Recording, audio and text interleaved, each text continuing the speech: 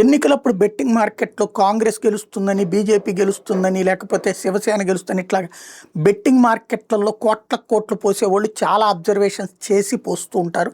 అది మనం మాట్లాడుకున్నాం. నట్టా బజార్, సత్తా బజార్ అంటూ ఏదైతే మహారాష్ట్రలో ఎక్కడ చూస్తారు, పూణేలో ఎట్లా చూస్తారు ఇట్లాంటిది. ఈవెన్ మన దగ్గర కూడా అట్లాగా ఈ మధ్య కాలంలో బెట్టింగులు నడుస్తున్నాయి, రాజకీయ బెట్టింగ్. అయితే అంతర్జాతీయ బెట్టింగ్లు కూడా నడుస్తుంటాయి. వెనుజులాని అమెరికా ఈ నెలలో స్వాధీనం చేసుకుంటుంది, వచ్చే నెలలో స్వాధీనం చేసుకుందన్న బెట్టింగులు జరిగినాయట. వందల కోట్లు, వేల కోట్లు అట్లా బెట్టింగుల రూపంలో చేతులు మారినాయట. ఇప్పుడు ఈ బెట్టింగ్ బజార్లో తాజాగా పాలీ మార్కెట్లో అంతర్జాతీయ పరిణామాలకు సంబంధించిన బెట్టింగ్ జరుగుతుందట. $2,89,000 విలువైన బెట్టింగ్ జరుగుతుందట. ఏంటయ్యా అంటే పాలీ మార్కెట్లో జరుగుతున్నటువంటి ఈ బెట్టింగు తైవాన్ని చైనా ఈ ఏడాదే ఆక్రమించుకుంటుంది. అంటే ఇప్పుడు మొన్నటిదాకా ఇదే బెట్టింగ్ జరిగింది, అమెరికా వెనిజులాని ఈ ఏడాది ఆక్రమించుకుంటుందని. అది నిజమైంది కదా, మొన్నటి ఏడాది ఓడిపోయారు.